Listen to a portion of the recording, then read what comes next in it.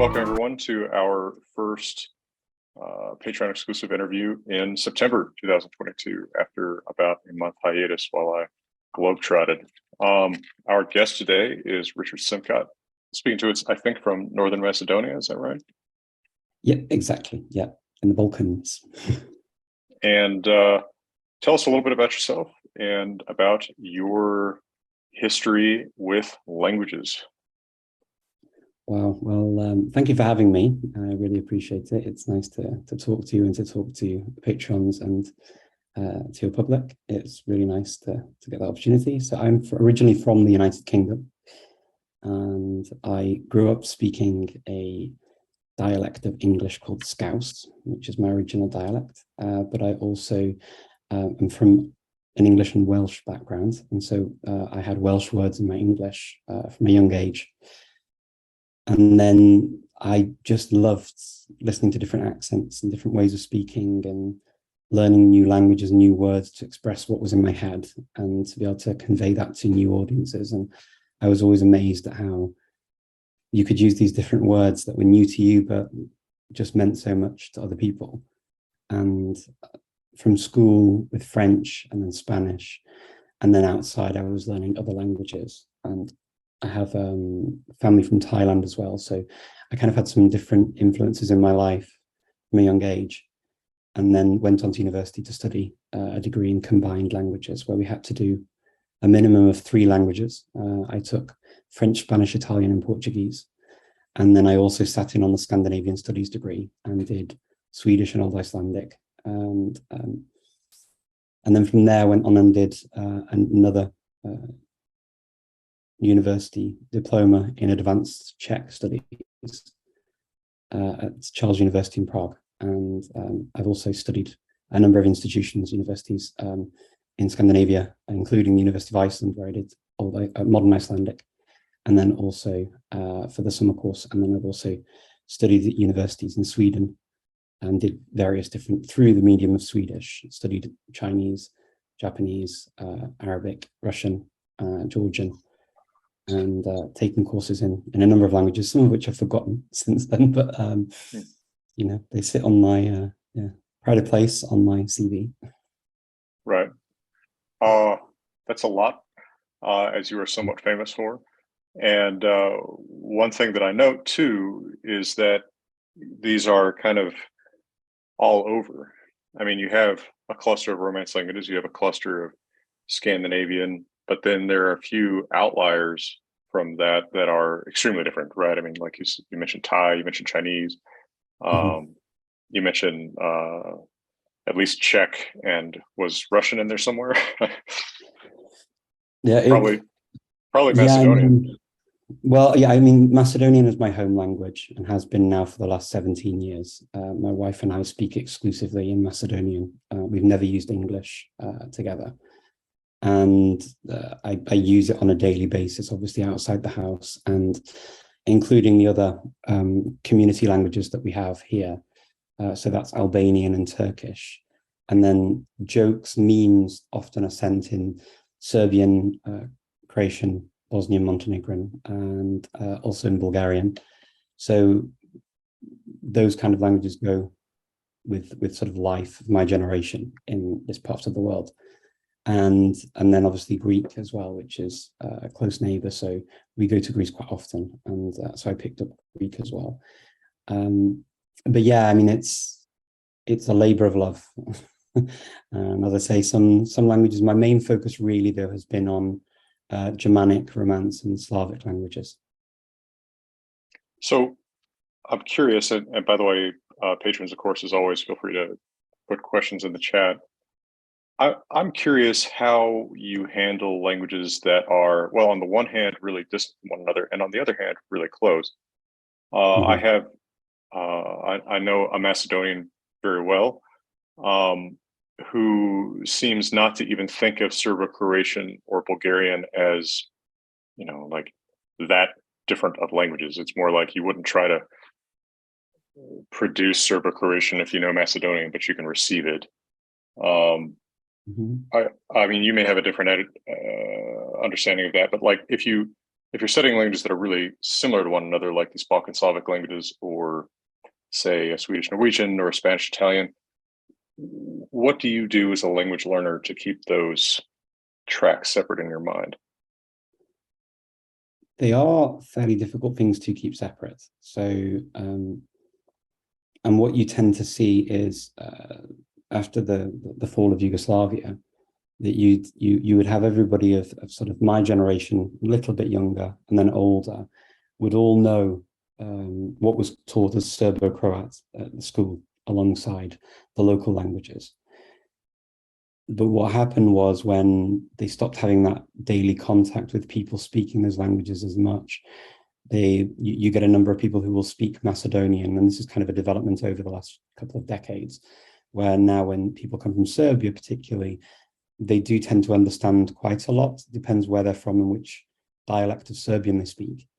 And they will tend to speak in Serbian, and then they'll reply here in Macedonian. Mm-hmm. Now, to reproduce the language, the people of the generations that studied and had it, they tend to still be able to do that. They will make mistakes with the cases, they will make mistakes sometimes with word choice. But I mean, monolinguals do that as well. They get things wrong. They get the grammar wrong against the standard from their own dialects, right? So if we speak a dialect of English, whether you're speaking a dialect of English from the US or from the UK or Australia, wherever, and then you try to speak against the standard, and very often you'll mix them and not even know why. And so that does happen as well with similar languages from different groups of language, like in the Slavic group. And for the most part, it's understandable. And there are some wacky false friends out there. To do it and to get better at it, you just need to practice. Because if you're not doing it, then obviously it's going to be harder to keep them as separate languages. And definitely in the beginning, I always said that there were certain languages that I would never touch because of that, exactly that reason. I tend to focus on anchor languages within certain language families. So my anchor language in the West Slavic language group would be Czech, and then from the East Slavic group was Russian, and then from the South Slavic group was Southeastern Macedonian, and then the other languages kind of hang off a lot of that knowledge, which I think is quite normal. And even if you're just a monolingual speaker of one of those languages, that's the base you're working from, right? So those anchor languages help to, in a way, keep things together, because if you are able to remember the differences, you're able to then reproduce them both.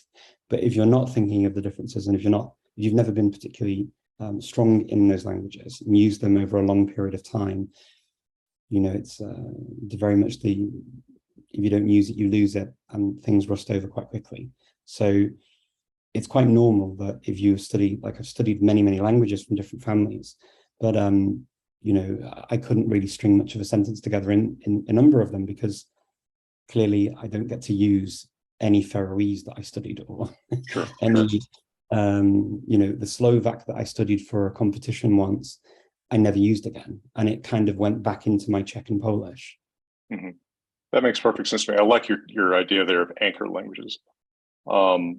It seems like on a different scale, a little bit how, like, you and I talking right now, we don't have exactly the same English. There's obvious phonetic and suprasegmental differences between, but we communicate just fine. But if I detected, or you detected, a more aberrant dialect, perhaps if each of us are speaking, broader in more of our home dialect, Scouse, and a broader Western American English, we might actually compromise at something like what we're doing right now, nearing the standards that both of us are.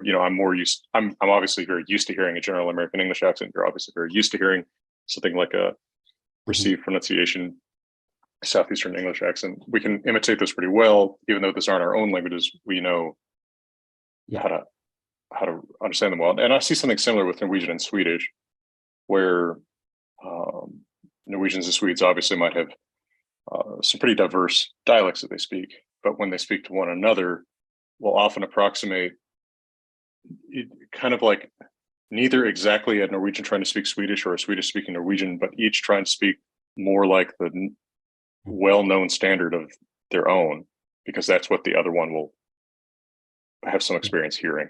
Is that roughly what you see maybe with Serbo-Croatian, Macedonian?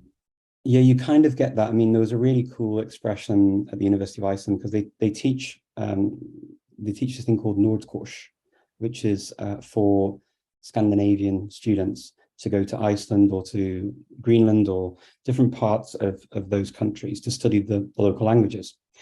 And what they do is in Iceland, they have a group of foreign students who will study Icelandic on the summer course. And then they'll have the Nordkurs students who typically speak Swedish, Norwegian, Danish. And they'll teach it through a mixture of the languages. So they often, I've heard people refer to blandinaviska, which is quite a cute way of sort of, an amalgamation of these languages. And it doesn't really matter. It's just the point is that you understand and you get the meaning across. And you can always ask for clarification. And you definitely see that within other language groups, surely as well, like the Slavic ones, like talking about now with Southeast Slavic or even just South Slavic languages, you will often get that too, where you will sort of ask for clarification because a word might not be immediately obvious or it might have a different meaning. Sometimes you do have these situations where it's okay one-on-one. Like, for example, someone can go from Skopje to Sofia and speak one-on-one with everyone and they'll understand each other fairly well. But if you had a group of Bulgarians at a table speaking Bulgarian and a Macedonian speaker arrives at the table, they're not going to follow, unless they know Bulgarian, they've had previous experience of the language, they're not going to be able to follow everything that goes on. And the same way around as well.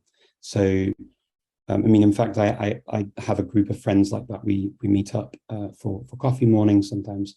And there's 3 of us that speak Macedonian to each other normally, and a Bulgarian. In fact, there's a new Bulgarian arrived this year. But when we speak with them, we have to switch out words and we have to, exactly as you were saying, adapt our language. What we tend to end up doing is just speaking Bulgarian and switching over. And then it's very easy to slip between the two because when you're used to speaking a language with 1 or 2 people that you speak that language with regularly, and then you kind of have to have a sort of dual conversation almost, because they don't get everything you're saying. So they can't join in the same way. And because also it's not just linguistically, it's also culturally because of historical ties to the former Yugoslav republics.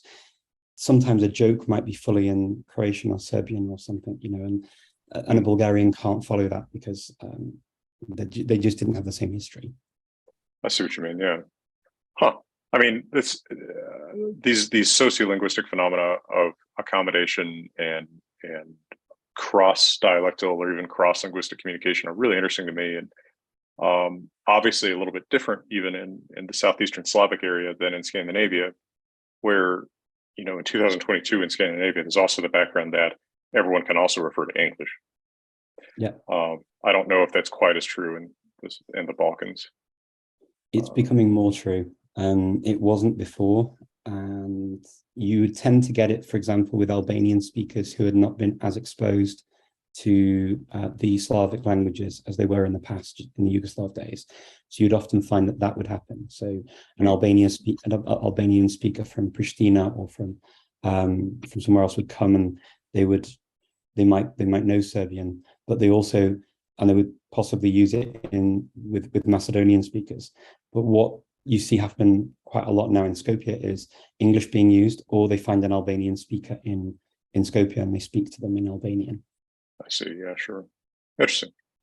Let me take a couple questions from the patrons here. First of all, Dylan asks, what is your preferred or suggested approach to language learning? One at a time or multiple? And if multiple, is it better to learn from different language groups, i.e. learning a Romance language while learning a Germanic language versus learning 2 Romance languages simultaneously? For me personally, I quite like learning a language that's distant alongside a language that's similar or at least related in some way to languages I already know. And the reason really for that is that I think as human beings, we quite like that rush of endorphins when you start making progress and you can see things happening quite quickly with one language, and then the other language, you can almost tolerate the the annoyance of it taking a long time to get anywhere. And I've noticed that just helps to ease that frustration if that creeps in. Generally speaking, my thoughts on learning similar languages or many languages at one time is that if you really need to, and also depending on how much time you've got available, because it's not just dividing your time between the hours that you study, you're actually also dividing your brain's thinking time in that language. So it's one thing studying a language for like 2-3 hours, or even 4 or 5 hours a week. But if you then study another language at the same amount of time, how are you then going to use your free time when you're thinking and considering what you've learned? It's going to be halved at least, and it could well be that you just prefer one language over another for various reasons, whether it's media, whether it's music, whether it's personal reasons, heritage languages, or you just have friend groups or people you can connect to more easily in one language over another. So I tend to find that there's almost a weeding out process as well. Even if I make a conscious decision to learn 1, 2, or 3 languages at the same time, that there'll be a weeding out process. So I had that during the whole COVID 2.5 years at home, where all of these languages came online, and I'd been focusing the last couple of years on Celtic languages. I spoke Welsh, first of all, anyway, and I started learning Scottish Gaelic and Cornish at the same time. And I just found that I took really well to Cornish. I got into a really good group of people where I enjoyed learning it. With Scottish Gaelic, it didn't quite happen at that time, and I'm happy to go back to it, but I switched to Irish instead and kind of converted my Scottish Gaelic knowledge to Irish. And I've been doing that for the last 10, 11 months now.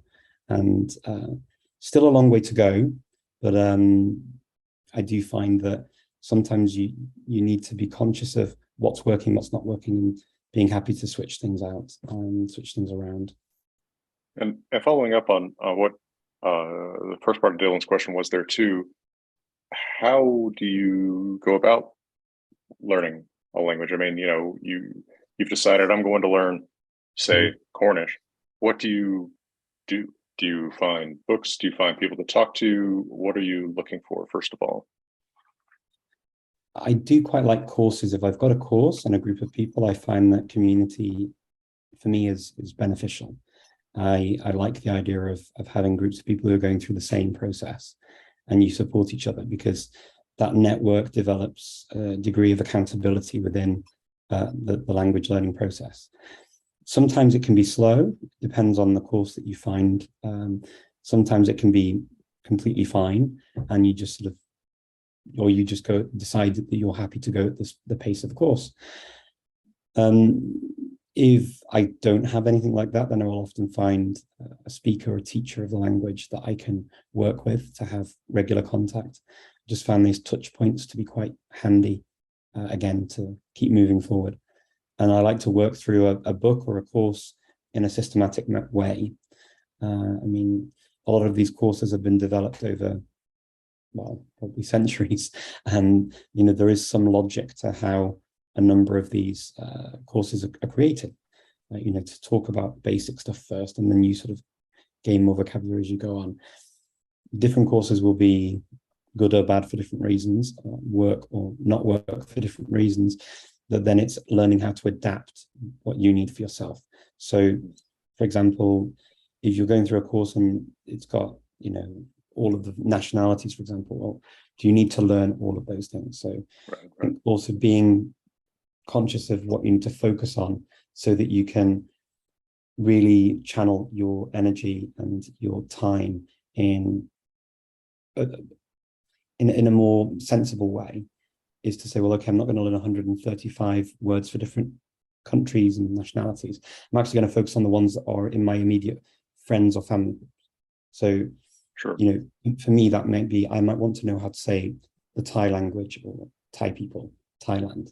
I might want to know, obviously, Macedonian, obviously, as a language, because it's important to me. I'll need to know Wales. I need to know England into the United Kingdom potentially, if that exists as a concept in the language that's recognized and used. So focusing in not just on the course, but also setting myself realistic goals of what I need to know and when is also really important. So that's knowing yourself and knowing what you actually need. The biggest burnout I find with people is that when they have too many things to learn, they remember what they haven't learned as well as what they have learned.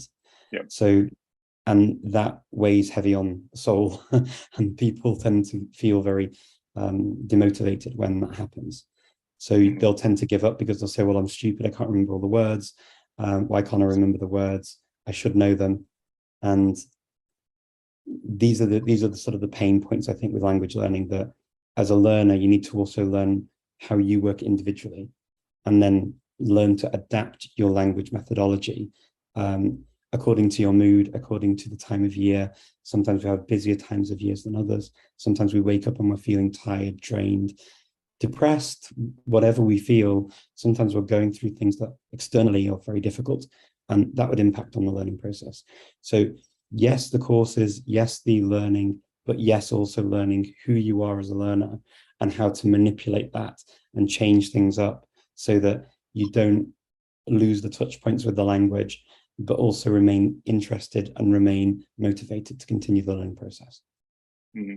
And I think so often learners who get discouraged like that are letting the perfect be the enemy of the good. I'll never forget this lady that I met on a bus in Iceland 15 years ago. She was Polish, and I could tell she understood Icelandic because she was responding to, directions from the bus driver or something in Icelandic. And when I tried speaking to her in Icelandic, she would speak to me in English. And I said, well, you know Icelandic, obviously. Why are you unwilling to speak Icelandic? And she said, well, I know I can't speak it perfectly, so I'm going to wait till I can speak it perfectly. And I thought, well, then you're never going to speak it, because, that's a great way to, it's an excuse really, but it's a great way to just decide that you're never going to speak it because you have to make mistakes to learn. I learned go ahead. Yeah, I was going to say it's the easiest path, right? And as human beings, even as children, we'll choose the easiest path to communication.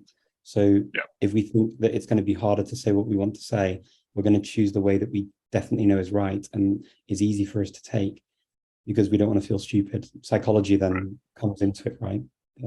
How you hear, how you look, and how you feel about feeling stupid, not feeling that you've done something right. See, this is the advantage that I feel so stupid anyway, that it's like, well, this is only validating my own personal sense of myself.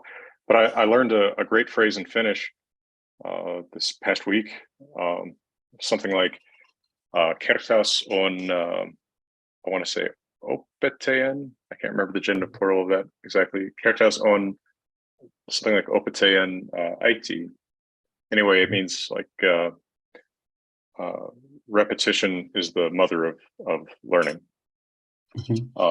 Which I thought, that's about right. You just have to keep going after it. All right, let's see. Adrian asks, do you also think in the language that you speak? Is that something you do? So I can think consciously in a language if I'm trying to practice something in my head. So that would be an activity. Naturally, I don't think in any language. And I would actually posit that none of us do. And if we do, it's because we think we do. I think that language is too slow for our thoughts.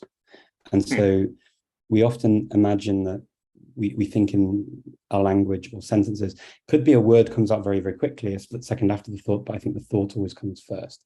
The feeling always comes first. And the language is attributed to that thought, feeling, or idea after the fact. Interesting. Okay. I mean, this is getting into some philosophy here. I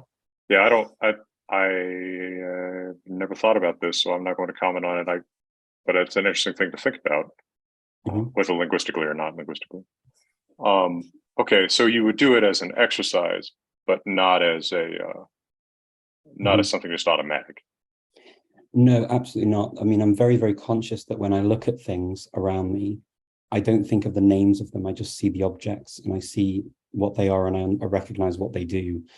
just intrinsically. It's I've learned through many years of what the reactions will be, or how I feel, or whatever else. And I think you see this a lot with children, because as we learn our first language, children are super frustrated. They can't say or verbalize what's actually going on for them.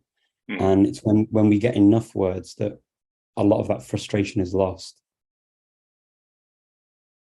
But does that mean that the words now become the original frustration immediately, and that you've got them? Has that replaced that in the first instance, or is it a split second secondary response to what's going on in their heads? I don't know. That's an interesting thought. I mean,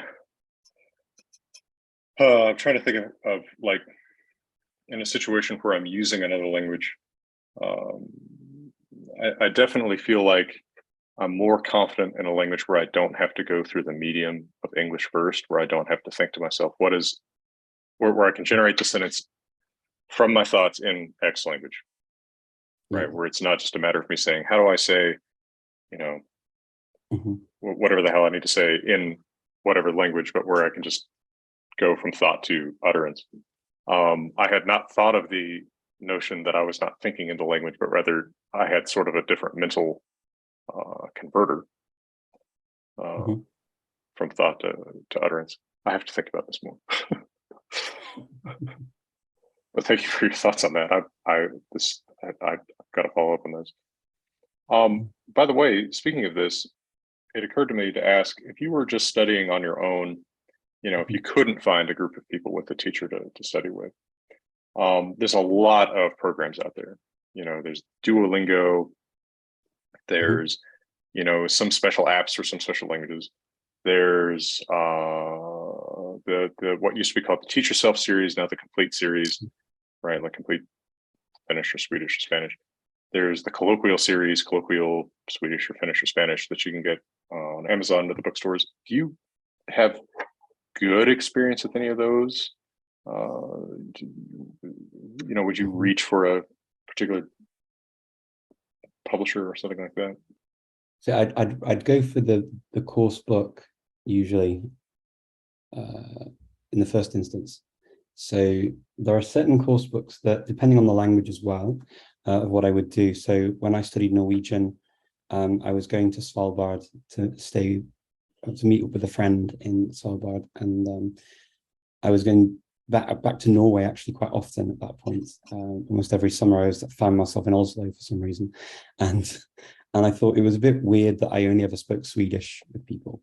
So I felt a bit rude. So I decided that I would take a summer to learn Norwegian, and I just read through the Teach Yourself book as though it was a novel, and quite enjoyed it for that, and noticed the differences between the languages, Swedish and Norwegian. And then I had a Norwegian tutor that I would just practice the dialogues with, and then I would substitute out words, phrases that were then applicable to my own life. So the guy in the book might have gone on holiday to Norway on his motorbike and the weather was terrible, but I went to Greece and the weather was fantastic. And I had a coffee on a terrace, whereas he had, I don't know, a water by the side of the road. And so I'd substitute out the patterns that were applicable to me. And then with other languages, like Latvian, for example, I studied Latvian for a summer project over a 3-month period. And again, I started out with the colloquial book, and I got to maybe chapter 5. And then I'd covered some of the very basic stuff of the language. But when I got to Riga, I found this other book that was written locally. And these locally sourced materials often are more sort of in tune with the modern way things are used and how people are speaking on the street. And they involve a lot more of the local things that you're going to see, the different street names, the pictures of the buildings, a lot more of that kind of stuff, because it's written for people who have moved to the country. So I found that what I would do is then carry on with that material. So I've used combos really of these different techniques of using a sort of a standard course that you'd get, like your colloquials, Teach Yourselves, Assimils, all of these things, and then moved to other materials as and when. But I mean, in principle, look, these materials, as I mentioned before, have been developed over many, many years, and they're set out in a way that goes through the bog standard things that you do need to say to speak in a kind of a rich way, right? You learn how to talk about the times of the day, the months of the year, and how you feel, what the weather's like, and what's basic conversation when you meet a new person. It's that. I mean, you know, you start talking about where you're from, what the weather's like. If you're at a bus stop in Finland or your bus stop in London, you're going to be talking about a similar kind of thing, you know, where you're originally from and all that kind of stuff. And then your family and whatever else, if you start getting into a deeper conversation with them. So really, we need to be able to manage ourselves in those situations. Otherwise, are we really speaking the language, and are we really moving forward with a conversation? It kind of flies in the face of a little bit of some of the ideas of, you know, studying a language in a deliberate manner in that way is really for conversation. And I agree with Stephen Krashen that comprehensible input is an important aspect and can't be negated. The only caveat I would add is that sometimes to see certain patterns in a language, you'd have to read many volumes to really get the full understanding and meaning of certain words or certain patterns in the language. Whereas you can take a shortcut and do both. You know, it's not like it's a dichotomy or a true dichotomy where you have to pick one over the other. You can do both. So I'm a great believer in sort of really dismantling these false dichotomies in theories about language learning or many things in life. Then it's not always a true dichotomy, and we can do the intensive or extensive or just comprehensible input method, however we use that within our studies. And intensive obviously being where you're reading things and really analyzing the text, and then extensive being where you just read lots and you don't really care as much if you miss a few things, or you don't really go in and deeply think about the grammar that you're reading. You just read it for reading's sake. Both of those are good as well in the language learning process, in my opinion, and can work to different degrees for different people in different ways. But also having a course like this focuses your attention on things that you are likely to say quite quickly. And that's how you start conversations, that's how you start relationships. And particularly if you're learning a living language, really, if you're going to the country and you can't do that, then you're already starting off on the wrong foot in terms of learning the language, because you're going to end up defaulting to another language that you have in common. Right. This all accords very well with my experience, and in fact, my own mixed use, because you know, I'd like to come back maybe if we have time after more patient questions, talk about some kind of case studies here. One of which being we both have experience in Swedish and Norwegian, and I think there's some more interesting things to say about learning very close languages. But also, you know, I very recently embarked on a pretty intensive crash course for myself in Finnish and Estonian. And so I actually wound up doing, much like you said, this mixture of intensive and extensive, where I had the teach yourself Finnish, you know, the complete Finnish book, which I worked through many chapters of, but I was also just reading stuff in Finnish, right? And of course, being in Finland, having the opportunity to have conversation, you know, having someone who kind of took on the role of my teacher for a little while. All of those, you know, it was the combination of all these things that actually led to me having some ability to express myself by the time I was, you know, 48 it's hours. Interesting you mentioned Finnish, because this is a really interesting language in terms of speaking ability and reading ability, because you've got this diglossia in Finland where you have this written language that's used for literature and in the news or whatever, but what people actually speak on the ground in Finland is a series of on a dialectal continuum, and is very different, markedly different to what you read. I figured that out real fast, because the books basically teach you to sound like Finnish Shakespeare, right? It sounds like nothing anybody actually talks like. That was a revelation. Yeah, absolutely. Ironically, I think that doing the Estonian with it will actually help you with the spoken Finnish, It Mhm. could be a confusion, obviously, as well, but there are certain elements of the way Estonian is used that mirror quite nicely some of the spoken Finnish forms. Although grammatically speaking, there's so many more borrowings from Germanic grammar and Germanic words in Estonian that really, I think, Finnish went through a cleansing process and sort of Finnicized a lot of Mhm. those terms. So it's an interesting combination that you've got there. I found that learning them together was actually pretty more helpful than hindrance. But Mhm. with let me ask you a few more questions from patrons, and maybe we can come back to these case studies if we have time after.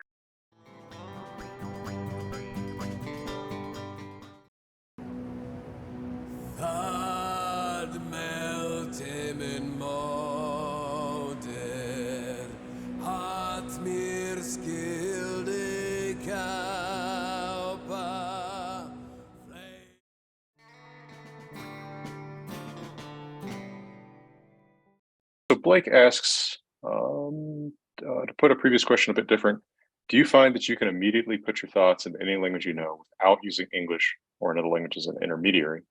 And if so, how long does it take to get to that point? I'm not smart enough to use English and then translate. I'm just not smart enough. I'm not quick enough for that. I've heard people who are able to do it, and I imagine that makes them pretty good at translation because they're able to formulate things based on a language. I'm not conscious of when that happens. There definitely is a point where you start a new language and you're reliant on some kind of explanation in many, so many situations that explain the meaning of a word. Someone says, this is a dog. I'm not sort of looking at pictures of dogs and hearing the word necessarily. I don't think that's always the best way of doing it either. But having that hook to, first of all, get the meaning in your head of what a dog is, and then using other mental hooks and imagery for memory techniques to actually get the word into your brain is really important. So a word that I learned recently in Nahuatl was chichi, and chichi's dog. And I remember it because, first of all, it has another meaning in Mexican Spanish, but also if you think of a dog, and you always think of the sort of the old images you saw from Latin books with the dog's teats coming down, right? Chichi, because it has that meaning in Mexican Spanish, makes me think of that dog. So I connect the whole thing together as a story, and I don't need to think of it now. As soon as I hear it, the image of a dog is there. I see what you mean. Yeah, I try to think of what I do this way, and I don't know that I have an answer that I can formulate any better or any different. I feel like in a language that I know well, I hear the word for dog, Mhm. kunder, kund, what have you, and think of dog without having to think of the word dog. But I don't know what's exactly happening in my head. Maybe it is that there's a big bin of words for dog somewhere that are each earmarked for different languages, or maybe it's I don't have a good metaphor for this. Do you use etymology at all? Because that's another way that sometimes it will help me to remember a word. Etymological roots, like for example, methos in Greek, which is drunk. I remember it because of amethyst. And amethyst is a word that means literally not getting drunk, because that was what the priests would use. They'd wear either an amethyst ring or they'd drink from an amethyst goblet in the church so that they could drink the rest of the sacred wine, the holy wine from the communion, because they weren't allowed to throw it away. And the idea behind it in the amethyst was that it wouldn't make them drunk. Obviously from the not as a prefix to the fist part, which is to do with methist, which is drunk. First of all, thank you for that etymology, because that's fascinating, and I had never realized that. It makes perfect sense now that you explain it, but I had not realized that amethyst literally was the non-intoxicating, the non-drunk making. Yeah, I do use etymology, of course, quite a bit. Of course, my background as an academic linguist plays into that. Academic historical linguist in particular.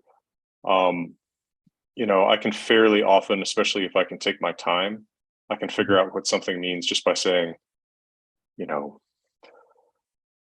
voiced plosives become whatever in this language. So this probably goes back to this root. Like I can sometimes figure that stuff out if I have time. I think that's very helpful for me in reading. It means that I can pick up reading knowledge of a language that's Indo-European pretty fast usually.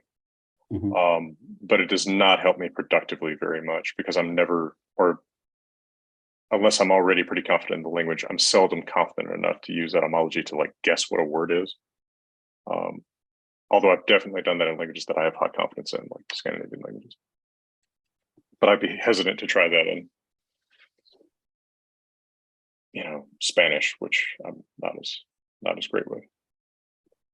It works to a degree. So I mean, this I find is a useful thing to do when you're trying to remember words that you don't find stick, to try and get some sort of hook of a story or something. And sometimes something like that, seeing mythos, we wouldn't generally even think of, okay, what is that word? Where's it from? But as soon as you know amethyst, then it's fine. I had this story when I was learning the word for pineapple in Armenian, and I could not remember the word for pineapple. And I finally memorized it, Arka Khanzor. And I was told that Arka, which I can imagine because of arches and the sort of a regal kind of thing, is the word for king. So you've got this Arka. And the Khanzor, I imagine biting into an apple, the sound Ar, Khanzor. So I kind of got it from that. And then I remember this thing. So king apple is a pineapple. And obviously it looks like a crown, right? Pineapple. Looks like yeah. So that made sense to me. I learned it, and then all of a sudden I was telling this story to an Armenian speaker, and they said, yeah, but you do know that we don't really use that word very often. We tend to just say ananas. Well, all right. But actually, this reminds me a lot of how some alternative methods for learning math work. I don't know that I do this as much as you, or in the same way as you.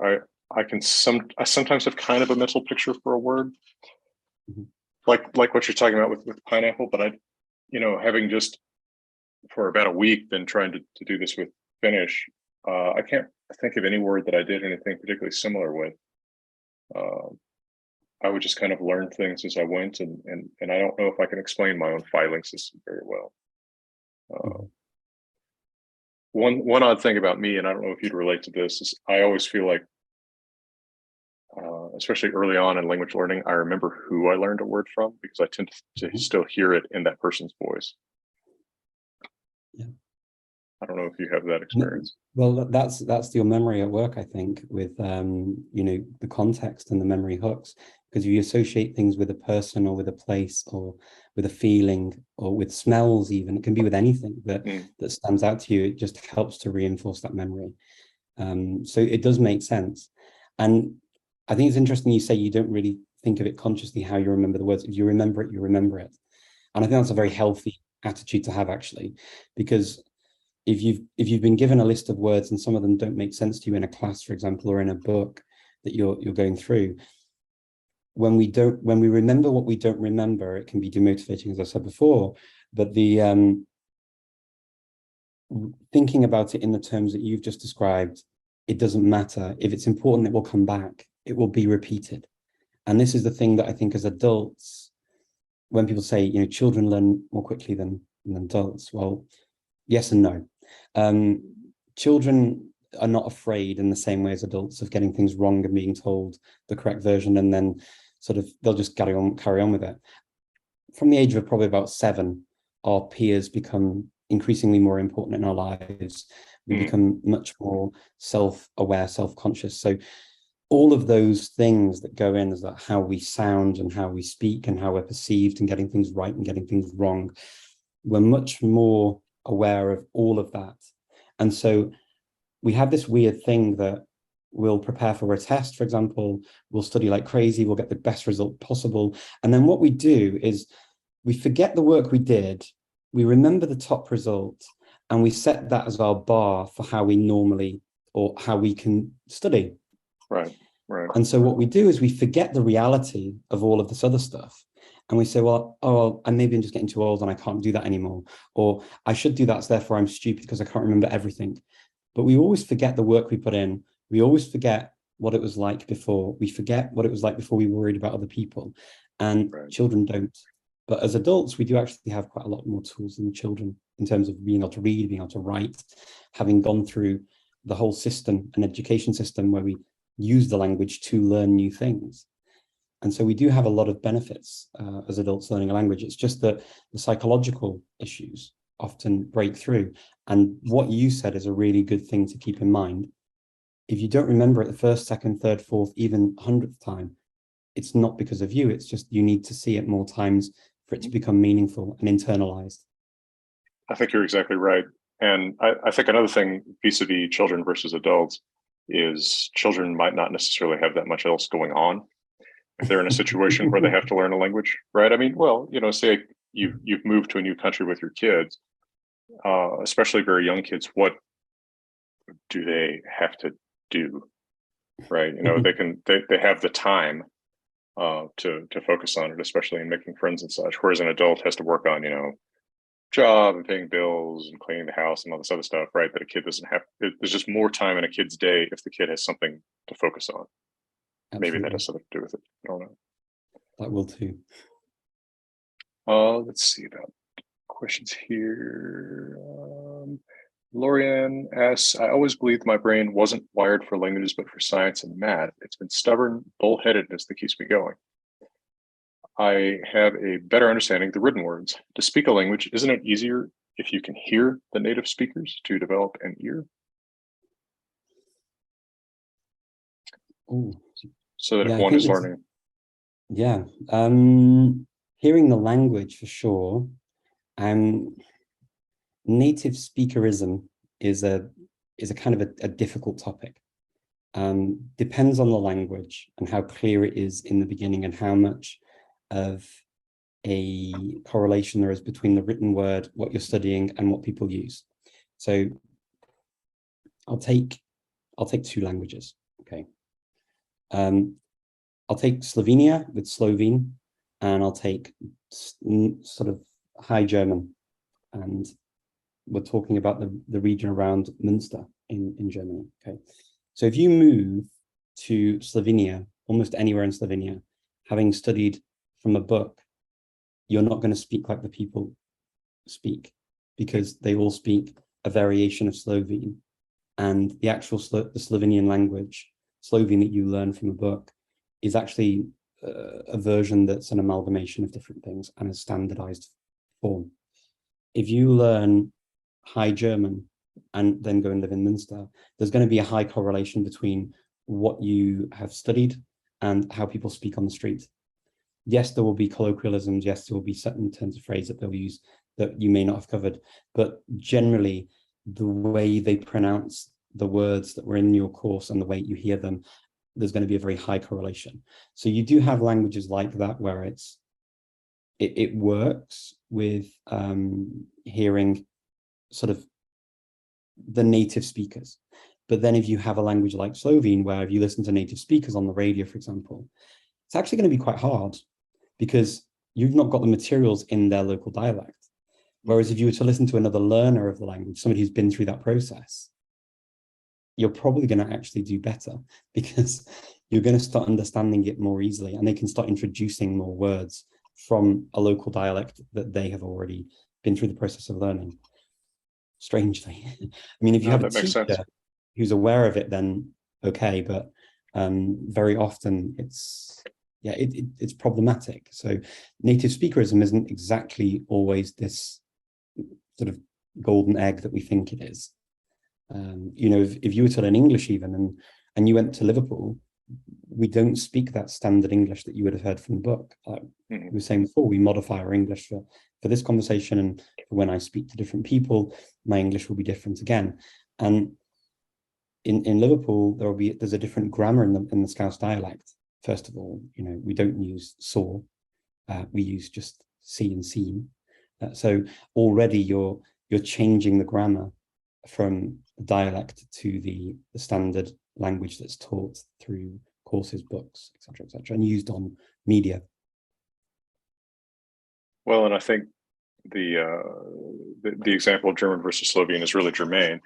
A lot of languages can fall into one of those camps or the other, and Finnish would be much more like Slovene, where if you come in just knowing the standard language, as I knew a little bit of when I landed in Helsinki for the first time, it's like, did I study the wrong language? Right. Exactly. I mean, and even with German, to be honest, that's why I said the specific place in Germany, because if you were to learn High German and then you move to Zurich, well, right. Yeah, sorry, yeah, but you're kind of in a very different place. Yeah, that's not the same language, I would say. Like Swiss German is so incredibly different. And that's a fascinating example of diglossia, since most of the writing is in standard German. But I've talked to Swiss speakers about that, and I've just marveled at how it's such an alien situation to an English speaker, where like there's like this sort of subtle, totally different language that everybody actually speaks, but it's kind of camouflaged by the written language and the language taught in school. I also think it's kind of interesting. You mentioned your Munster example, and then the Slovenia or Finland example. I wonder if some of that also correlates a little bit with a language's relative historical status, where German is such a historically high status language. I wonder if that affects speakers' willingness to, over the years, kind of flattened out more of those dialectical and regional variations in favor of what's received as a high status standard. Whereas something like Slovene or Finnish might not have much status outside of its home country. Potentially, I think it's quite a long answer to that question, probably, because how that works and plays out in France compared to Germany, compared to Austria, compared to Slovenia. There are so many factors that come into play with this. A lot of it is also political, and not just political in terms of politics, but also political in terms of the wealthy class systems that appear in different societies, and what's perceived as the the sort of the holy grail of linguistic standard within any given community. And that's a tough one to answer. I mean, and during Yugoslavia, there had to be a compromise on this, where the language was officially then called Serbo-Croat or Croato-Serbian, depending on where you were in the part of Yugoslavia. And this is a very clear example of how that would be a political and power dynamic at play on linguistic and anthropological reasons for linguistic continuums, language continuums, and how that plays out in a more natural setting. So there's kind of almost an engineering, deliberate engineering, I think, at play in many instances for these kinds of things, particularly in the past. Nowadays, it's a lot harder to engineer things in the same way, because people's voices are a lot more easily heard than they were before. Well, and I think that there's another interesting test case in countries like Norway, and I now understand even more so Finland, where local variation is actually something of a source of pride. There's positive feelings about that local variation in a way that you don't see, even in English. Where, for example, in Norway, you go to the National Library of Norway, it's in Oslo, but you have people working there from all over Norway, and they speak in, within 8 words, you can tell roughly what valley they're from. And that's a source of not, confusion or status squabbling, but actually something of a personal pride or enjoyment. People don't make fun of it. Finland, even more so, where you can hear, again, very immediately, roughly where somebody is from. There's no real effort made that I heard to approximate, a particular spoken standard, whether based on the written language or Helsinki dialect. And it was when I started imitating my teacher, who was a Southern Ostrobothnian speaker, nowhere near where I was, that I was actually better understood than what I was trying to approximate with the written language. Right. So those are interesting situations too, that can vary a lot socially from country to country. If you were by contrast, if you were from Finland and you came to the US and you had never really learned English, and you decided to imitate an Alabaman, I think that it would be socially it would be weird to people, right? Like, what is going on here? Why? Right. Whereas in Finland, that was actually a better decision than trying to imitate the book language. Yeah, that would go down differently in many different language communities, I think. And you would need a real reason why you've done that. I've met people who have chosen an accent in English, and then they don't know the kinds of words that go with that accent and that dialect. And that comes across as quite odd, especially the very commonly known ones. And that makes sense, sure. Like if you're using a very British vocabulary with an American accent. Yeah, it would be a bit weird. I've heard it even more localized. So I've heard people speak with a Northern Irish accent and then not know what's a crack, like how are things. And so that's quite odd to speak in a Northern Irish accent and then not know. I mean, as a foreigner, I think you can be given quite a lot of leeway in terms of not worrying about it being as culturally sensitive, but in certain circles that could be seen as why and people wouldn't quite get it. But if you've got a link to a place, why not? I mean, even in English, if somebody went and they moved to Alabama, why not speak with an Alabama lilt? It's perfectly acceptable, but you'd need to, at least through conversation, be able to display why you're doing that. It's not necessarily a choice. I mean, my Spanish is not standard Castilian Spanish. I don't speak Castilian Spanish, and so when I speak to people, and they very often can hear that I've learned Spanish from the south of Spain, and so they question why. And I said, well, I lived with people from the south of Spain, and I went and studied there as well. So it's kind of a natural process that I went through. I didn't go out to learn this Andalusian way of speaking. It just kind of happened. Right. Weirdly enough, I also when I speak Spanish, which is not very often, I also have a pretty weird Spanish, because when I was a little kid, my regular babysitter was from an old northern New Mexican family. So she spoke old New Mexico Spanish. So like I learned Spanish as, CH means sh, right? Chico, and various other little things that are odd from the perspective of Mexican Spanish, which is mostly what you're going to hear around here. But that's still to this day tends to come out of my mouth when I try to speak Spanish. And it's not because I try to. That's just a genuine case, like you said, of just that's where I first heard it. Whereas with Norwegian, I would feel a little bit weird trying to imitate a specific dialect too much, like trying to sound like I was from a place, because I'm not.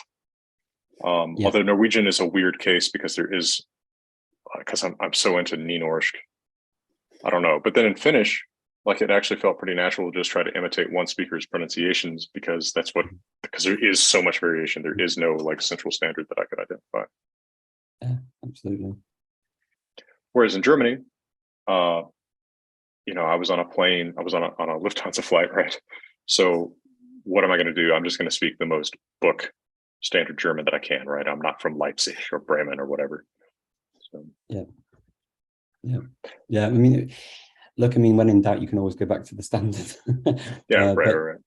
I mean, when I learned German, actually, my first German was more of a Low German twang. when I first learned it, because I learned it in the area where they spoke Low German or Low Saxon, however you want to call the language. And so I learned some words of that. I didn't speak the full language, but I spoke High German, very standard form, but I did have some, like, instead of saying was and das, I'd say wat and dat. Over time and using it for work, it's become more standard when I speak, and more like what you'd see in the books.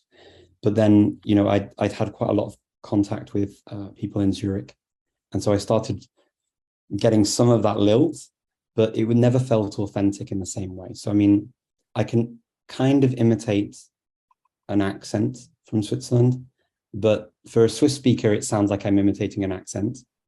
For a German speaker from Germany, they possibly wouldn't know. Depends on how good how well their ear is attuned to these differences. But a Swiss person would always know. And it happened the same thing in Quebec. I studied Quebecois for a month before I went to spend a month in Canada, and I spoke French. But when I was there, it was quite weird because they knew straight away, obviously, I wasn't from Quebec. But when I spoke French, they would always speak to me in French, and they'd try to go back to their school day French to speak in a posher way, almost like, oh, I've got to almost. You almost have this sense of I've got to up my game now. This is someone from France. It was that kind of weird feeling that I got. It might be just from my part, and it might be completely subjective, but that's how it felt. That's interesting. Whereas when I spoke Quebecois, and I made a real effort because I like Quebecois, sometimes they would reply, it'd be a bit weird for them, but sometimes they'd actually speak to me in English, and that never normally happens to me when I speak French. So I didn't like that French speakers were speaking to me in English, because that was just very odd. Yeah, this sounds very Quebec to me.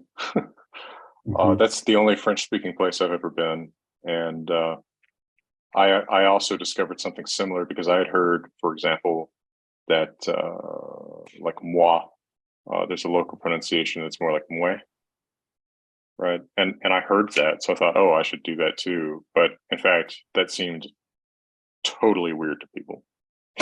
Yeah. So, yeah. So it's like, okay, well, but this is kind of like what I was saying with Norwegian versus Swedish, where you might target more of a standard that you think will be more understandable to the person on the other side of the barrier. So by the way, we've taken about an hour of your time. I want to be sensitive to your time needs if we've gone on too long or anything like that, or if you have an I'm enjoying the chat. If you're happy, I'm happy. I'm enjoying the chat with you and the questions. So I'm happy to continue if it's interesting for people.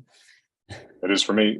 So I wanted to talk a little bit about some kind of case studies that might be interesting to people, especially given that, of course, in this group, a lot of people interested in Scandinavian languages. And I get asked really often about, somebody who's getting interested in this part of the world who says, well, I don't know which one to study, or I would like to study multiple because I'd like to go to Norway and Sweden, perhaps. And I don't know whether I should study Norwegian and Swedish at the same time. My thoughts and answers about this have varied a fair amount over the years. And having just been there, I also found that my conversational Norwegian is stronger than my conversational Swedish. I understand both well, but I'm much more able to express myself in Norwegian. And I found, oddly, what I had not expected was in Sweden, people did not always react well to me speaking Norwegian. So I tried to compromise a little bit more and just say, okay, well, I'll speak Swedish. And although I'm extremely used to reading Swedish and even hearing it, there was like this extra step that I had to take in kind of converting Norwegian to Swedish that really slowed me down and made me sound, not as confident as I actually think I am. And I found that a little bit demoralizing. Maybe I need to spend more time just writing and speaking Swedish. There's also another Patreon question. I do see your question, Blake. I'm sorry I missed that earlier. But do you have any thoughts about that? About what, in dealing with really similar languages like that, do you have a preferred Scandinavian language as an anchor language? I mean, it sounds like that might be Swedish for you. Yeah. So my Scandinavian anchor language would be Swedish.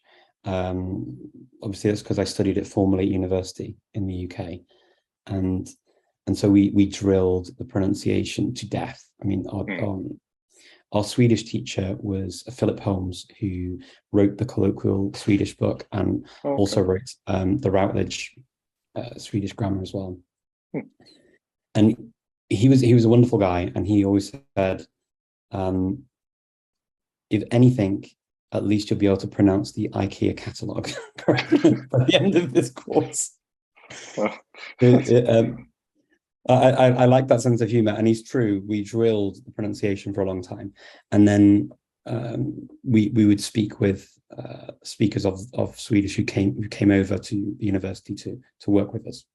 So we got a lot of feedback on pronunciation, and I think obviously with Scandinavian languages, pronunciation is quite a big thing, actually, that you have to work on quite a lot because of all of the vowel sounds that are involved. So whichever one you spend time learning, I definitely advise you to spend a lot of time on the pronunciation to try and get as good as you can get at the pronunciation, because there are a lot of things that are not represented in many other languages, particularly English, with the vowel length and vowel sounds in particular. But in terms of the best one to learn, I would say the easiest one to learn would probably be your bokmål. That would probably be the easier one. I agree with that. Norwegian Standard. And then if you're traveling, I mean, I've gone from a Swedish starting point, so I've had a very different experience. When I went to Norway, no one ever really caused a fuss with me speaking Swedish at all. And in fact, many people who work in coffee shops and things in Oslo would be Swedes who'd gone and moved to Norway and speak Swedish anyway. And it was completely doable and very functional. There are obviously the jibes, the jokes, because Norwegians make fun of the Swedes and they all make fun of each other, and they're all kind of the jokes, but they're all kind of in I'm not going to say in good taste, because some of the jokes are not in good taste, but it's taken on the chin for the most part. But I think that probably Norwegian and bokmål Norwegian would be probably the easiest of the languages, because of how it's represented on the page and the way it's spoken. But then you do have the huge dialectal range. Although, to be fair, if you learn that standard language in Oslo, you're not going to go far wrong for the most part. I mean, it's not the difference between, some parts of Sweden with, if you go to Skåne in the south and you've learned standard Swedish, it's quite a different sound to it in terms of the language, and quite different. It sounds more similar to some Danish variants. Obviously, history and everything else goes into that, of it being parts of different kingdoms and whatever. But I would probably say that would be my answer. And take it with a pinch of salt, because it doesn't really matter which one you start with. Start with the one that's most important to you. It's probably my very end answer. If you're going to Denmark, learn Danish. If you're going to Sweden, learn Swedish. If you're interested in Swedish stuff, learn Swedish. If you're more interested in Norwegian things, learn Norwegian. But if you're completely blank canvas, then, which, let's be fair, very rarely we're completely blank canvases with these types of questions. And then my answer would probably be bokmål. And would you say to someone who was considering, like, okay, well, I'm going to go to Scandinavia quite a bit, and want to go visit all these countries, want to take an interest in all of them, would you advise such a person to reach a high level of competency in, say, Norwegian bokmål before getting exposed to the other varieties, or would you advise getting some exposure, if only in reading, to the other varieties early on? Early on could possibly be very confusing, because the way you pronounce things, for example, I mean, you've got two sort of things that can work. You can end up speaking some form of Blandinalviska, which is neither one nor the other, or the third, and it's just kind of something in between, which, like a Scandinavian Esperanto, which there's nothing wrong with that necessarily. It might work well for you, but no one will ever think you're trying to speak their language. They'll always think you're trying to speak one of the neighbors' languages. And if you're happy with that, go for it and just expose yourself to all three or even two of them from the beginning, and be happy with the mishmash that comes out. Typically what I say is, if you're learning similar languages, or if your plan is to learn similar languages, is to get to a level where you find that you're quite confident in that language first, and that you feel that okay, I can do things in this language now. It works for me. It's in my head. It's there. Then moving on to the next one, probably less of a challenge because you've got the background, and also you might be more likely to see it as a separate language or perceive it in your mind as a separate language. But what can happen if you don't do that and you just rush straight into it is that you will end up with this mishmash, which again, I use the word mishmash and there's kind of a negative connotation to that word, but I want to try and highlight that really I don't mean to give this negative connotation. It's definitely a neutral thing for me personally, but it's not necessarily neutral for everyone else. Right. And it's not necessarily neutral for someone who maybe doesn't have that much patience for you, but that you're trying to have a conversation with. You know, I definitely heard a little bit about Svorska, and it was not said positively. So, by the way, I wanted to throw in a question for Patreon that I missed accidentally. Blake had asked what the most challenging language you've learned so far was. In terms of studies, so I studied a number of languages that are not related to the Indo-European group, and I think that it's always challenging to learn languages that are completely unrelated, further away from what your usual sort of schematics for grammar and sort of lexis go. I mean, you're moving further away from your comfort zone. So, and depending on also how that language is then made up as well, and what kind of sounds are available. For me personally, that was Georgian that I found quite challenging. It has a number of sounds. It takes consonant clusters from types of Slavic languages to a new level, because you've got these plosive sounds interspersed, and that I found quite challenging to remember and visualize the words. The alphabet is absolutely gorgeous, and that was one of the draws for me to start learning the language. And I took 2 semesters of it at Malmö University in Sweden, and really enjoyed learning it.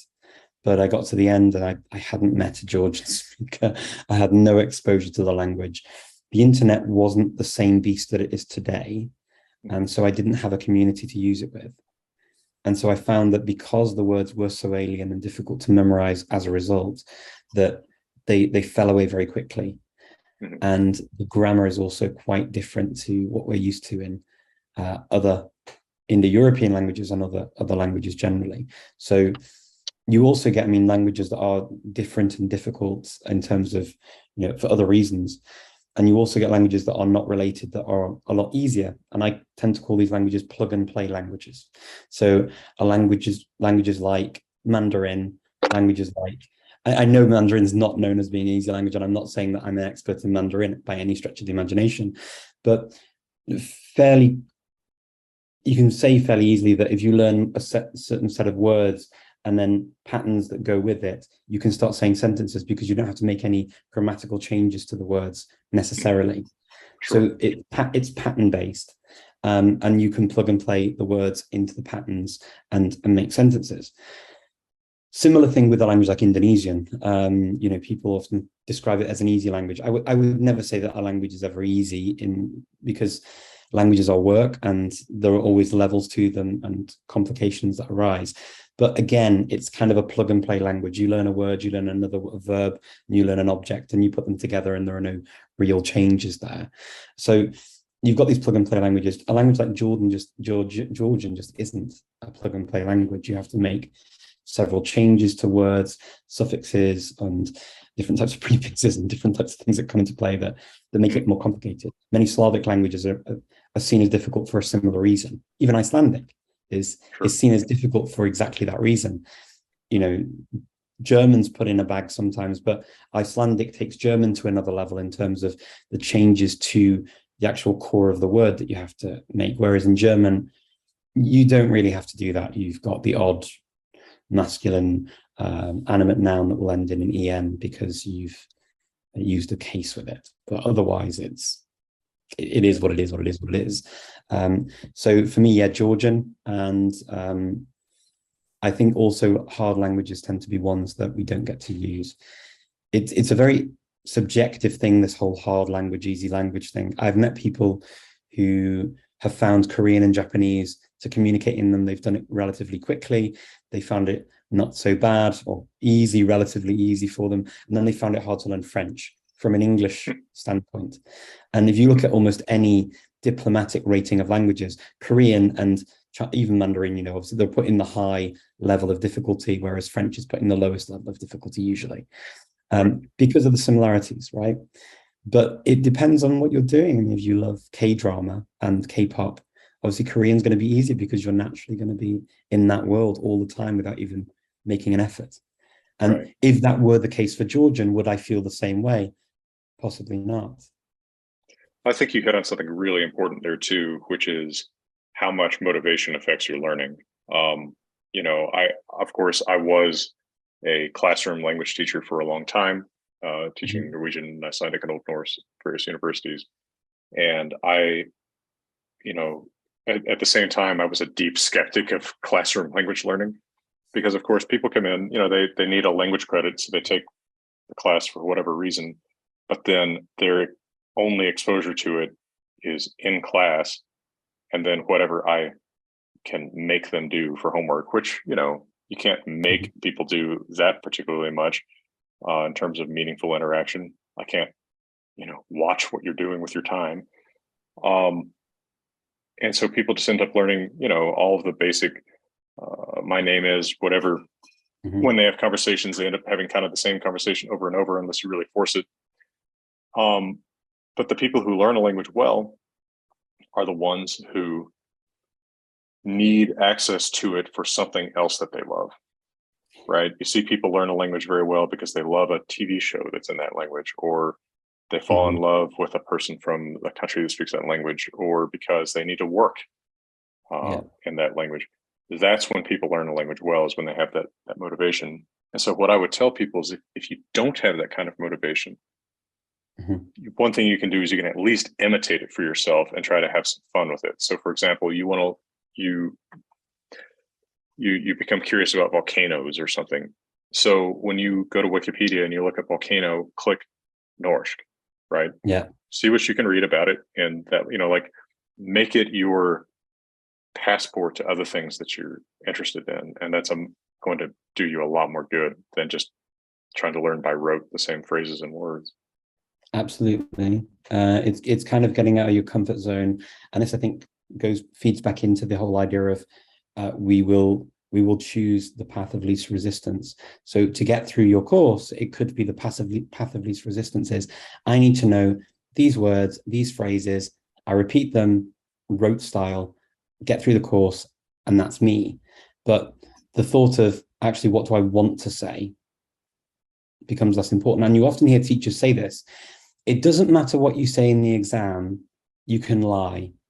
Well, great, you can lie, but when you get out in the real world and you want to actually speak a language, can you lie? Can you base your entire relationship with a new person and speak a language on a total lie? Because it's not really a sustainable thing to do. It's a passing exam technique. Yeah. And, you know, I think that also relates to what you were saying about the conversations that you see in books like The Complete or the colloquial books. I was doing the same thing when I was going through the Finnish one. Is, you know, it says Joe comes from Amsterdam and he is in Finland with his friend Mary or whatever. So, you know, you turn it into your own. You know, I'm not going to say I'm from Amsterdam. I'm going to learn how to say the equivalent that applies to me. Yeah. And then, and one thing that I like to do, and I wonder if you have a comment about this, is one of the first things I like to pick up in a given language is some kind of opening introductory spiel about myself, a little bit more than my name is so and so, but just a little bit, like I'm Jackson, I'm from the United States. Throw in a few other things. I have a YouTube channel or something, like just learn how to say some really basic stuff about myself. And then also it helps you anticipate what people might say about themselves. If you can say where you're from and what you do and that kind of thing. Yeah, and depending on how comfortable you are with wacky, you could also add in something. My favorite animal is a green tree frog or something like that. Sure, just to see what people say. What's your favorite animal? It kind of takes people off guard, and it. No, I think you're right. That's a really nice tip. I like that a lot. I should add that to my sort of repertoire, is come up with some goofy question or statement. Yeah, so that was the other case study that I wanted to talk with you about a little bit, if you have some time still, is I have myself just been in a position of trying to learn a language, or really two languages, intensively in a short time. So, I was invited to the shooting match in Finland, and so I flew there from Iceland, and that was pretty much the first time I had ever heard or seen Finnish, right? Except for like an isolated word here or there and some example about something. So the first thing I ever see is this complete Finnish book, where it's just, the typical sort of introductory conversational phrases that you learn. And it introduces the pronunciation, which is quite phonetic in Finnish. There's not a whole lot of funniness there. That's nice. However, one thing that book fairly early on says, by the way, colloquial Finnish is pretty different from standard written Finnish. But of course, you hear that and your first thought is, oh, okay, so like there's going to be some contractions or something, I don't know. Then you actually hear it and it's like, oh, people say like completely different words. And, like, for example, how for those who aren't familiar with Finnish, I was really surprised. For example, the written language is pro-drop, like Spanish, say, where the verb is inflected, so you don't have to say, I or you or he as the subject. The spoken language is not pro-drop. So when you talk, you do say I, you, he, we, y'all, they. And in fact, the pronouns are fairly different from the standard written language to the colloquial language, up to the point that Finnish kind of famously doesn't have a gender distinction, right? He and she are the same word, han, but people actually don't even say that. They say it about everything.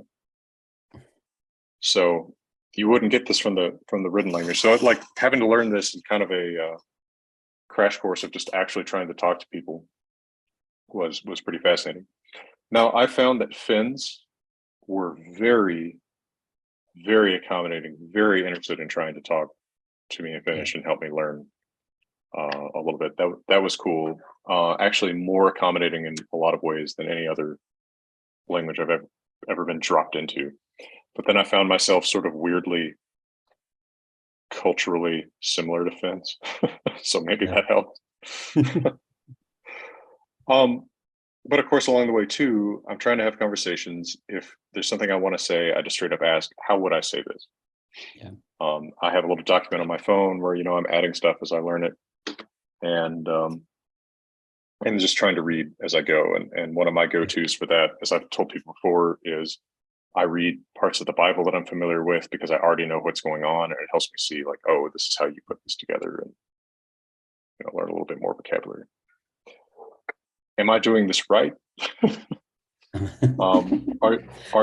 Are your experiences with being dropped into unfamiliar languages similar? What would you say about this? And of course, at the same time, I'm meeting Estonians and saying, oh, I've got to pick up some Estonian too. I mean, it sounds like you're doing a lot of good stuff with Finnish, and if you're doing the same with Estonian. I had a similar experience that in Finland, people were quite good at speaking to me in Finnish. It's not always what people experience, and I think it possibly does depend on who you are in your packaging, and also possibly your accent reproduction and pronunciation and how close it sounds to what they're used to hearing. So I think a lot of that happens as well, like it does in many other countries, not just in Finland. But typically they were very good with helping me. And yeah, asking people what things are called is good. Writing them down, yeah, why not? I tend to take your approach that you mentioned earlier of, if you don't remember it, then maybe I need to see it many more times in the wild first. And when I start coming up with these stories about words, for example, to try, it's because normally I think, okay, no, I actually want to know this word and I need to know it, and I've got to make more of an effort because it's not just sticking. So that's where my stories and things come in. Another thing that you could do, if, for example, you're listening to Finnish and you've got a word, because if you look it up obviously in a dictionary or on Google Translate or something, it's going to come up with the standard form. It's not going to come up with the form that you're hearing necessarily. So you can always just use your phone to actually say, do you mind speaking that into the phone, recording it, and then having that recording with the word and going back to it. So you could add to what you're doing with things like that. Some languages it's less important because the correlation between written and spoken forms is so much closer. But with a language like Finnish, maybe that might be a good way of doing it, so that you learn how it's said from somebody who's using the word with you at the time. And people are often quite happy to do that. I think when you put people into the position of teacher, if you're in obviously you're not going to just stop somebody randomly on the street and do this necessarily, but if you're in a situation where, you're talking to somebody and you put them in a position of teacher, I think there's something quite nice with that dynamic, because you're showing the respect, obviously, for the language. You're showing that you care because you want to get it right, and you're showing that they've got the knowledge that you need. So you're elevating the status, and all of this might not be in a particularly conscious way, but subconsciously, I think that's what it helps to do. Some people may back down and say, "Oh, well, you know what, my level's not that good." And you say, well, actually, I want to learn how real people speak. So there are comebacks to that if you notice somebody doesn't feel comfortable.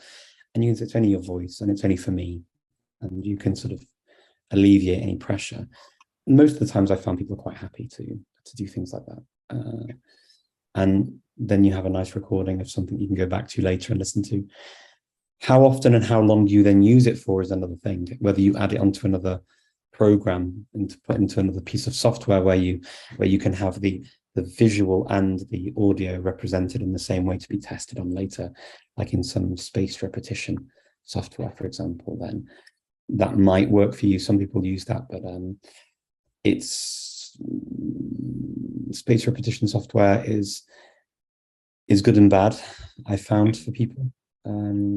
You can go down a track where you get heavily dependent on it and you end up spending hours and hours memorizing words that you're potentially not going to use. And what you need to do is then actually use them in the wild. And exactly as you said, go back to the point of, if I'm not going to hear it in the wild and I've heard it this once, I think it's important because I've made a subjective judgment on this language and on what I'm going to use, actually right down the road. And I've done this many times myself. Made this mistake with Macedonian. I learned lots of different birds and no one knows them. So I've got all this vocabulary of birds that no one even understands or recognizes even as birds, let alone and similar things with plants as well. And for you, it's important in a subjective way, but then if you can't actually use that vocabulary or that terminology with another person, or it's culturally inappropriate, sometimes that's an issue too, depending on the language. You don't know that until you get deeper in, and you need more exposure to the language to find out what's normal, what's not normal. And likewise, words that you hear sometimes in a language that for you have got no meaning. It could be the sort of the weird coffee pot that they use to make Turkish or get Turkish coffee. Here, in English, it's not a word that we use. No one would commonly know it very typically, but in Macedonian, everyone knows it and we use it a lot. And I think it's interesting too, what you said early on there about depending on you and your quote packaging. And I think I know what you mean. There's a difference between someone who approaches it, let me say something like humbly, which I think that I do, right? I don't come in and say, look, I know a lot about this, let me show off my Finnish for you. It's look, I'm really curious about this. I'm here, so I'd like to know your language. You're all really cool people. You know, like I'm trying to pick this up. Will you, help me with that? People were really, really receptive to that in Finland. Now, it may just be the people that I met. I have been in other countries where people really just don't care about this sort of thing.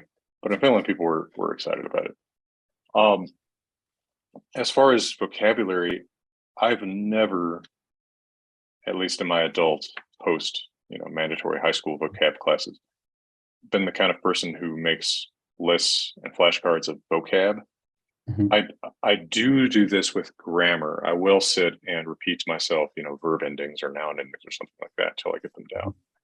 But with vocabulary, I learn something very well if I've used it, right? If I've had to say I'm ready or I'm getting ready, right? These are things I can say in Finnish because I've had to use them in conversation. Yeah. It's not because I've sat with flashcards, with the word ready and flipped it over. As far as vocabulary goes, I just know that I'm not going to know a lot of words, that I'm not going to remember some words that I've heard previously, but that once I have actually used them, they will stick. Yeah. Has been my personal attitude there. And the same with dead languages for that matter. I mean, I can't remember a time that I ever sat with flashcards of Old Norse or even Latin or something like that. It was more like just constantly exposing myself to the language. Gradually, I would remember more and more of what words meant without having to, I guess, focus on learning the vocabulary cold like that. Do you have a similar experience, or do you use flashcards? Not typically. I don't use them. I have done in the past, but not typically. And sometimes I'll go through points where I want to get a lot of a language in my head for a specific reason, for a project or something I want to do. Like last year, I studied intensively. I studied Estonian, and I did a full month of 4 hours a day of study, studying 40 words a day. And then at the end of the month, I did an interview on Estonian TV. And that was quite nuts. And for that, I did have to memorize quite a lot of words, because if you don't know them. I mean, and then playing with the words and then sorting them out and using my teacher to substitute words out that I was learning in these kind of lists, or in phrases really that I was learning them, and then substituting them out for things that I would actually want to say.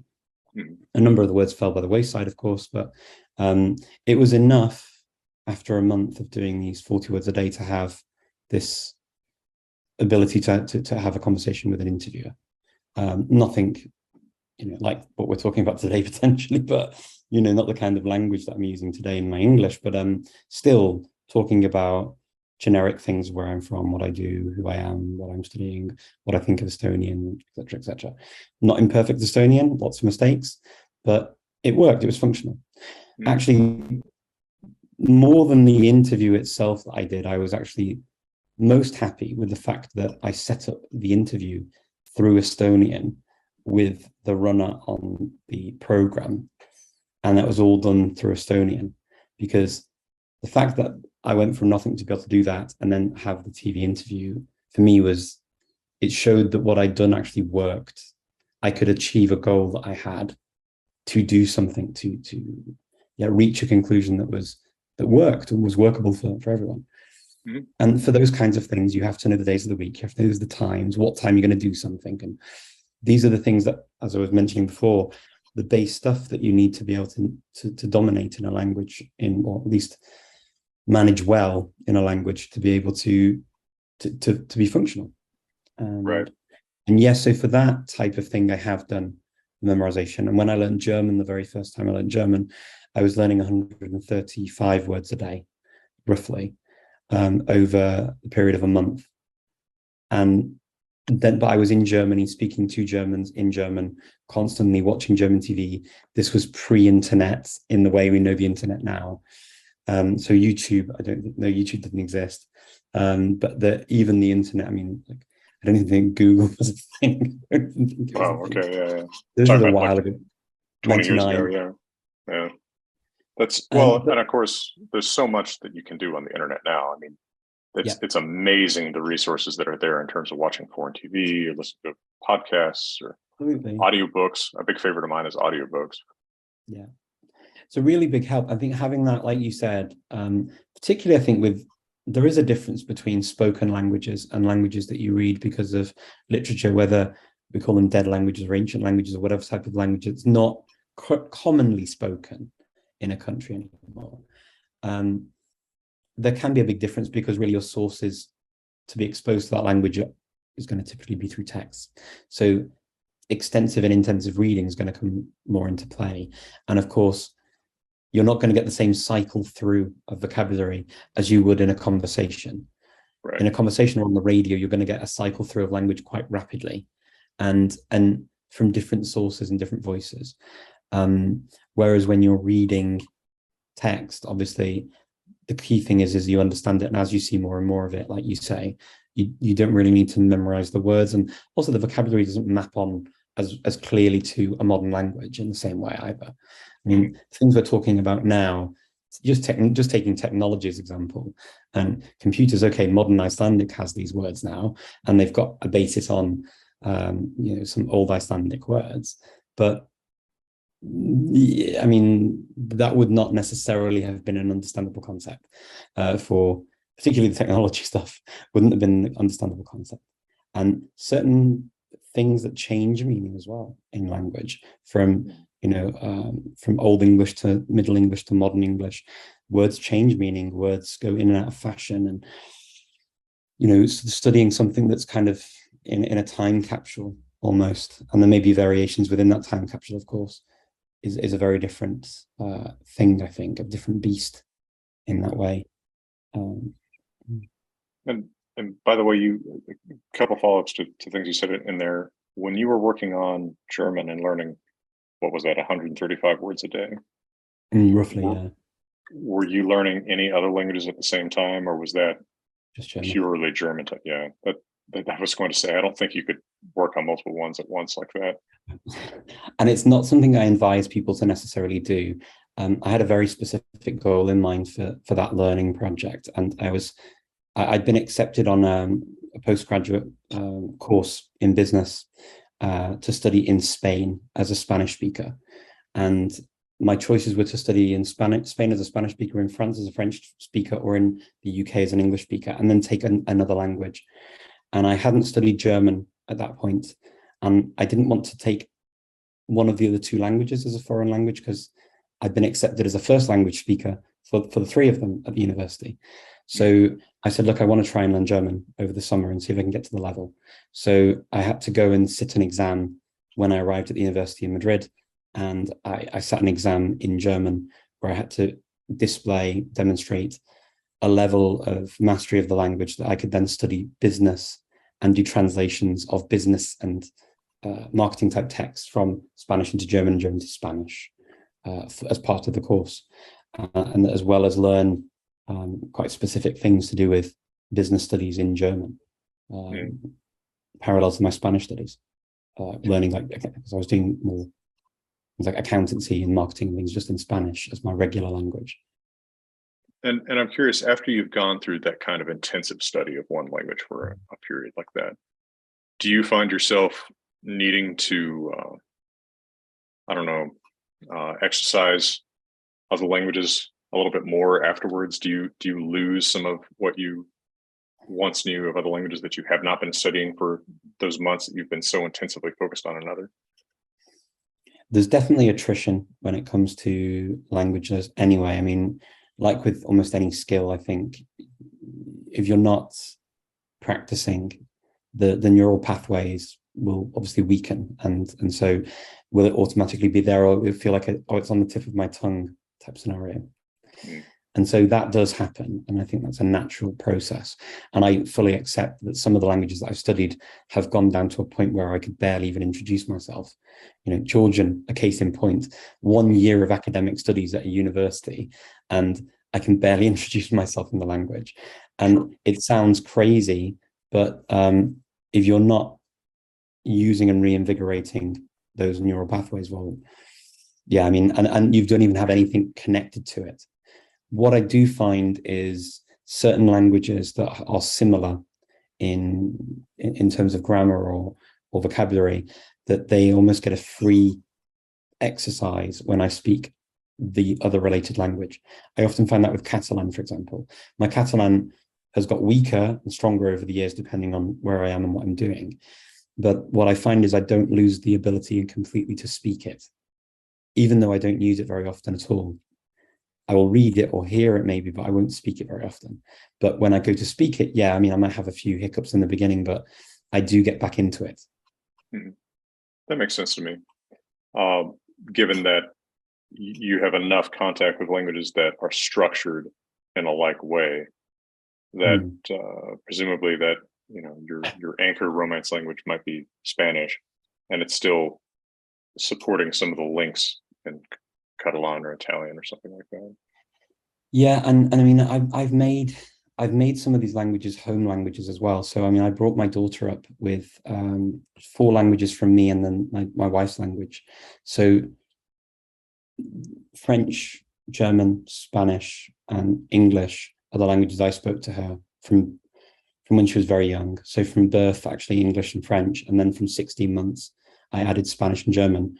And then my wife and I speak Macedonian. So those 5 languages have become home languages. So, and also core languages that I use for work and for friendships and things as well. So because I get to use them without even thinking almost, it does keep up some of the other languages, like even Italian, whereas Italian, actually, I have had many times where I've had Italian families move to the region where I get to speak to them very often. And I've got a lot of Italian friends too, where I do use the language, but a language like Catalan, not really. But then weirdly, a language like Romanian, that I lived in Moldova, I worked in Moldova, but my Romanian has very much taken more of a back seat. I mean, I could still understand it quite well and I could reproduce certain things, but I wouldn't feel as confident speaking it and getting back into it as quickly. Possibly because there is also, it's a 2-language society in Chisinau where I was based. You would call a taxi and you'd order the taxi in Romanian because they'd answer in Romanian, and then they call you back to confirm the taxi in Russian, or vice versa. And then you go to the market, and depending on who was at the stall, you'd speak either Romanian or Russian.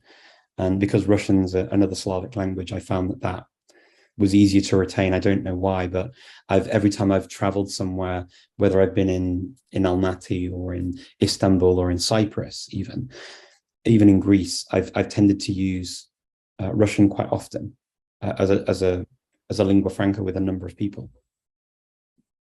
I would not try that in Finland right now. No, I don't know how much of a lingua franca it would be in Finland right now, but I mean, in terms of the language and sort of everything else aside, as a language, as a communication tool, it's been useful. And so, I mean, commenting on anything further than that, I don't think is really in my remit as Sure. Somebody who's a language enthusiast. I would definitely say that my remit is definitely solely on the communication aspect. Right.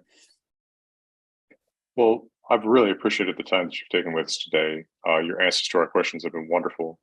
Your tips and strategies are thought-provoking. Some of your other comments on linguistic philosophy, shall I say, philosophical linguistics, have me thinking too. So I've gotten a lot out of this. I have my own obligations to exit pretty soon. But if anyone would like to throw in perhaps a final question or anything, Adrian asked me about September office hours. Yes, I will do those. I'll figure that out soon. Dylan says one of my favorite these conversations I've been a part of. Yeah, a lot of just compliments down in the chat. Richard, thank you so much, and hope to see you again. Hope to meet you in person in Iceland or somewhere someday. Yeah, that'd be wonderful. I mean, if anyone wants to connect, you can find me as Speaking Fluently online. And I also do the Polyglot Conference. So if you ever find yourself in a place where the Polyglot Conference is taking place, even the online version, you're very, very welcome to join. It would be a pleasure to hear from you, whether you're passionate about one language or several languages. It's always a pleasure to talk to people who love language. Thank you That for sounds having great. me. And it's speakingfluently.com, right? Just the The two words. speakingfluently.com, and then you've got links to the different social media accounts if you want to join me there. And Okay, great. and the Polyglot conference is just polyglotconference.com. And that's an event that I organize that takes place every year. So you're welcome to join me in both of those places. Well, that sounds great. Thank you so much for your time. And everyone, for Welcome. now, from beautiful Colorado, wishing you all the best. Bye-bye.